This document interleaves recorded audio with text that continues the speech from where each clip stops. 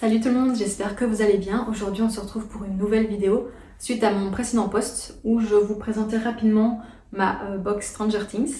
Donc dans les commentaires j'ai eu plusieurs personnes qui me demandaient où est-ce que je l'avais acheté et d'autres personnes étaient intéressées pour que je fasse une vidéo plus longue pour présenter tout ce qu'il y a à l'intérieur. Donc c'est ce qu'on va faire aujourd'hui. Alors j'ai acheté cette box sur le site La Cité des Nuages. La box est assez difficile à trouver sur le site, je trouve. J'ai déjà mis dans la barre de recherche Stranger Things Kits et elle n'apparaissait pas. Donc il faut vraiment mettre soit Hawkins Memories ou Hawkins Kits et là vous tombez directement dessus. Alors c'est une box qui est en précommande d'office. Moi je l'avais commandée en avril 2025 et je l'ai reçue le 29 décembre. Donc ça prend un certain délai, mais voilà. Au niveau du prix, elle est à 76 €, plus les frais de livraison, j'en ai eu pour 80 €. Donc franchement, je trouve que niveau prix ça va, vu tout ce qu'il y a à l'intérieur, ça me semble pas trop cher. J'ai vu que dans les commentaires, il y a certaines personnes qui me disaient que ça coûtait 150 €, peut-être sur d'autres sites, donc faites attention. Moi je trouve que ici sur ce site-là, il est fiable déjà. Et franchement, oui, c'est pas cher, 80. J'adore ce genre de box parce que ça permet de vraiment faire exister la série autre que juste à l'écran et de pouvoir avoir des objets, des documents qu'on voit dans la série en réel. Je trouve ça vraiment dingue. Donc franchement, j'adore. Et franchement, merci aux personnes qui pensent à créer ces choses-là. C'est ouf. C'est comme les vêtements. J'adore avoir les vêtements de la série, par exemple. J'aime moins les vêtements où il est écrit par exemple Stranger Things, où il y a un personnage dessiné dessus. J'aime vraiment avoir le look du personnage, comme ce pull en fait. Donc c'est Primark qui l'a sorti en novembre pour la saison 5, et c'est vraiment la copie du pull de Robin dans la saison 5 qu'elle porte. Je trouve ça vraiment incroyable. Franchement, j'adore. Peut-être qu'il faut être un peu matrixé par la série pour acheter ce genre de choses, mais je le suis, donc il n'y a pas de problème. Du coup, dans la box, on a une cinquantaine d'objets, documents, etc. Il y a beaucoup de répliques qu'on retrouve du coup dans la série. Il y a d'autres objets où ce ne sont pas des répliques, c'est un peu tiré de Stranger Things, mais vous allez comprendre pourquoi. La boîte se présente comme ça. C'est une belle boîte avec un peu de relief. Franchement, j'adore le design, il est vraiment chouette. Alors quand on ouvre la boîte, on tombe directement sur ce dessin, donc les fameuses guirlandes lumineuses de Joyce dans son salon. C'est vraiment cool. Voilà. Donc directement quand on ouvre, on a la fameuse plaque Welcome to Hawkins qui a été changée en Bienvenue en Enfer. Donc c'est une plaque en dur. Elle est vraiment cool. Il va falloir que je regarde où je pourrais l'accrocher. Après, ça se présente comme ceci. Donc on a plusieurs enveloppes et pochettes qui retracent de la saison 1 à la saison 4. Donc tout est classé par date. C'est plutôt cool. Ici, on a un petit compartiment secret. Donc là, c'est le fameux vitrail de la porte de la maison des Krill. Plutôt cool, donc c'est en plastique. Plutôt chouette. Et en dessous se cache le médaillon de Virginia Krill.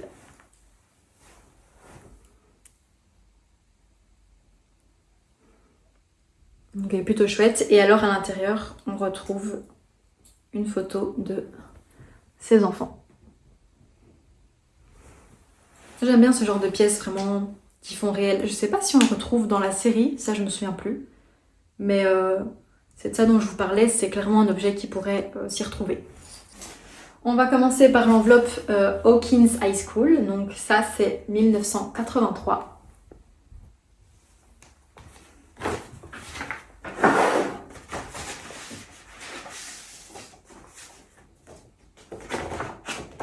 Alors dedans, on va retrouver la fameuse affiche que Jonathan a fait lorsque Will a disparu.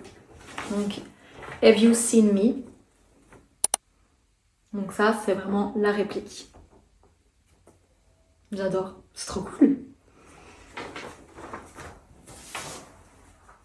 Ça. Voilà, ici encore un autre exemple de réplique qu'on ne voit pas spécialement dans la série, mais qui pourrait vraiment s'y retrouver. Donc ça, c'est une copie de la fiche de caractères de Mike. Donc c'est les... quand ils jouent à Donjons et Dragons. Donc ça c'est une fiche de leur personnage. Ça c'est plutôt cool. Je comprends pas grand chose à Donjons et Dragons, le jeu réellement. Donc voilà. Mais c'est marrant de voir une feuille de ce genre. On a aussi des petites photos. Donc ici on peut retrouver Eleven quand elle est au laboratoire. On a une photo qu'on voit aussi dans la série, donc c'est dans la chambre de Mike. Donc c'est la photo où ils ont remporté le premier prix à un concours de sciences. Justement dans la scène où on voit que 11 pointe du doigt Will. Donc c'est cette photo-là. Alors on a un laissez-passer du docteur Brenner pour le laboratoire Dawkins, un badge. C'est plutôt cool aussi. On a un sous-verre de chez Benny's Burger. Incroyable. Ici, on a la carte du centre-ville de Hawkins. Donc on a tout qui est détaillé, on a les photos donc qu'on voit, donc les différents bâtiments qu'on voit dans la série. Et ici, du coup, ils ont fait un petit plan avec une légende de chaque endroit. C'est plutôt bien fait. Donc c'est ce qu'on pourrait clairement retrouver si on vivait à Hawkins, par exemple.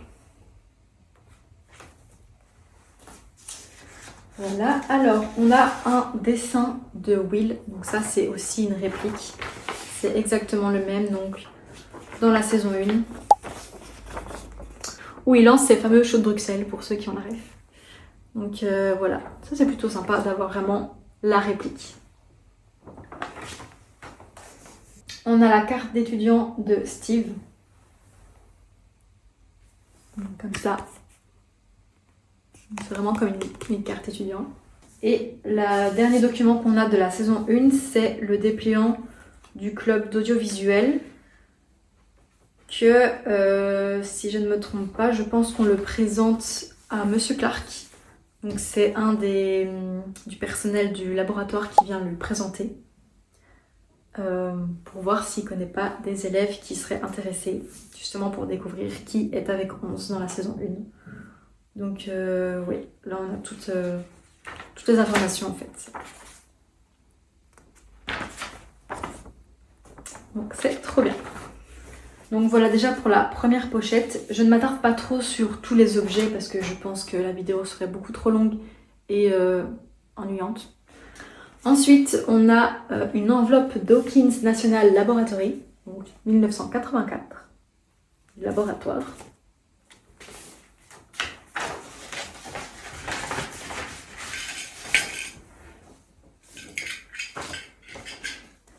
Alors, dedans, on a la carte de visite de Murray, qui donne, je pense, à Hopper. Donc ça, c'est aussi une vraie réplique. On a une photo de Joyce et Bob. J'étais tellement triste quand ils ont tué Bob. J'aimais trop leur couple, c'était trop mignon. Ensuite, on a une petite coupure de presse dans les magazines, je sais plus comment on appelle ça. Donc du Zombie Boy.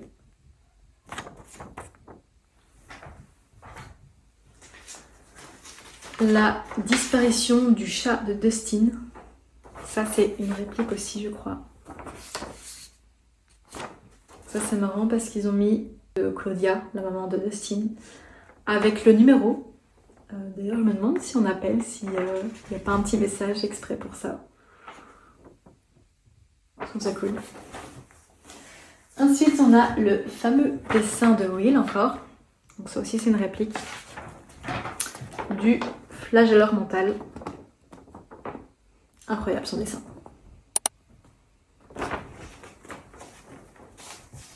On a un plan du laboratoire Dawkins.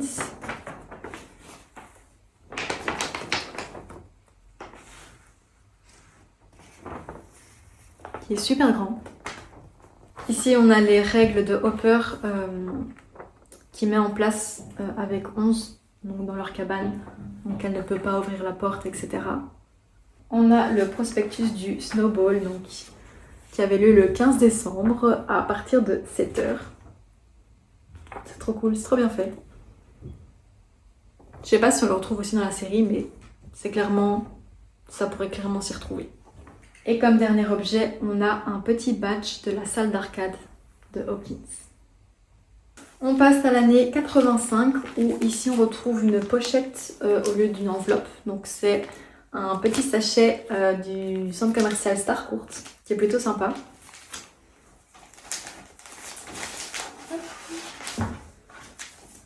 Voilà, la saison 3, moi c'est ma préférée. On ressent vraiment les vibes des années 80, leurs costumes, leurs vêtements, c'était vraiment... J'ai vraiment beaucoup aimé cette saison. Alors on retrouve une carte postale du camp Knowhere, donc c'est là où se trouvait Dustin pendant les vacances. Donc ici on dirait que c'est une carte que Suzy a fait pour Dustin. Ensuite nous avons un badge du maire. Donc c'est le fameux badge qu'ils donnent pour leur campagne. On a aussi le badge de Robin, donc qu'elle porte, je pense, dans la série, sur son lieu de travail, donc chez Scoops à Roy. On a un petit ticket de fête foraine, qui fait très vintage. Trop cool. On a la carte de membre de Karen Wheeler, donc pour la piscine municipale d'Hawkins. Avec écrit derrière 8h Motel Cornwallis. Donc ça c'est je pense quand Billy lui donne rendez-vous. Ce qu'on ne voit pas non plus dans la série quand il note, mais voilà. C'est des petites attentions que je trouve vraiment très sympa. On a la bande studio photo que Max et 11 ont faite ensemble au centre commercial. Trop cool. Alors ça, qu'est-ce que c'est? Ah oui, ça c'est quand ils ont déchiffré le code. Donc quand Robin, Dustin et Steve ont réussi à déchiffrer le code russe. Donc on voit qu'ils ont écrit sur des feuilles de chez Scoops. C'est marrant. Last man est long. On a du coup également la carte de chez Scoops avec toutes les glaces qu'ils proposent, plus les prix. Et donc c'est en papier glacé. Trop beau. Incroyable. Alors ici on a le texte que Joyce écrit pour Hopper parce qu'il lui demandait des conseils pour parler à cœur ouvert à Mike et à 11. Donc ici on voit ce qu'elle lui avait dit de dire. Et derrière on a, enfin il y a une partie ici et là derrière on a tout le message qu'on retrouve à la fin de la saison et qui est très émouvant. Et le dernier document qu'on retrouve, c'est le plan de Starcourt que Robin va chercher à la bibliothèque, je crois. Et donc ici, on voit qu'ils ont fait le plan pour arriver dans l'espèce de réserve secrète, l'ascenseur des Russes. Donc, ça aussi, il me semble qu'on le voit faire dans la série.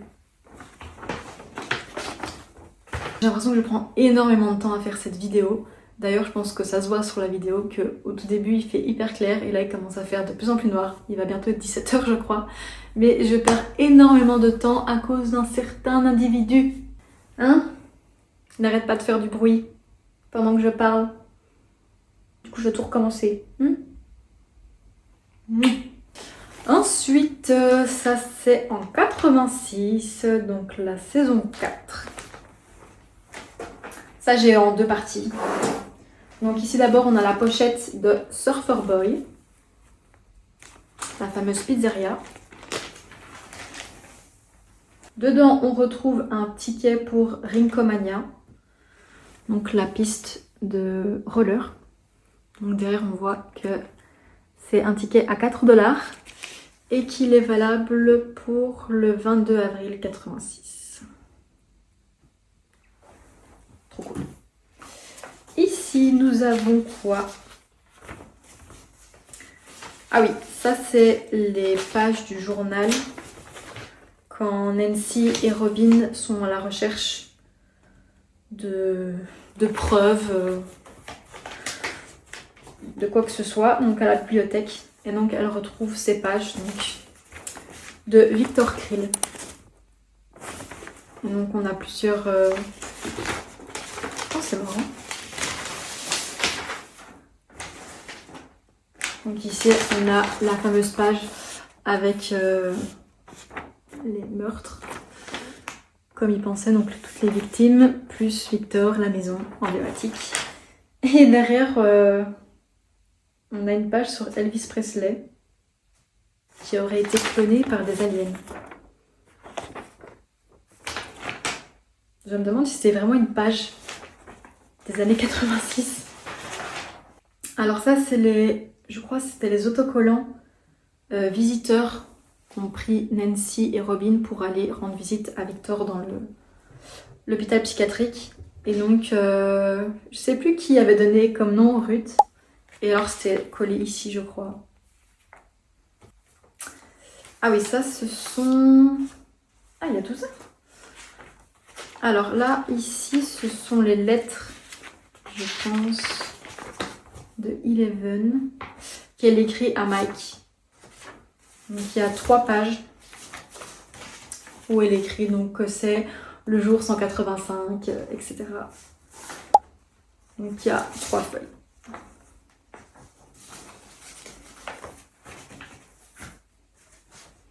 Là, c'est l'avis de recherche du Hellfire Club qu'on voit également dans la série. Donc, qui recherche Eddie plus toute la bande. On a la demande de rançon que Enzo fait à Joyce, donc pour annoncer que Hopper est vivant. Donc ça, le papier est plutôt cool parce qu'on voit qu'il est un peu comme abîmé, ancien. Et alors, je sais pas si vous allez voir, mais les lettres sont comme brillantes.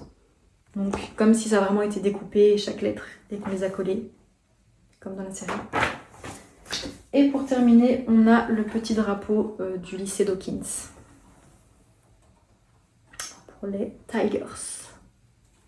Voilà, et donc ça, c'est la deuxième partie donc, de la saison 4, Hellfire Club.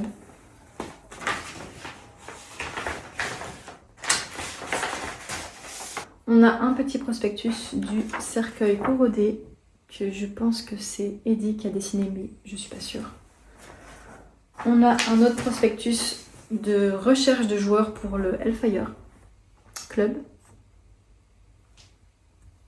Sympa. Donc, on peut mettre son nom, sa classe, je pense, dans le jeu. J'imagine à quel niveau on est, etc. On a un petit autocollant Hellfire. Ici, on a, je pense, comme dans la première enveloppe, c'est une fiche de jeu. Donc de Lady Applejack. Donc, du personnage de Erika.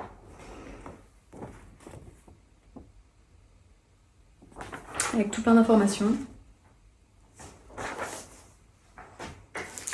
On a aussi un petit badge du Hellfire Club.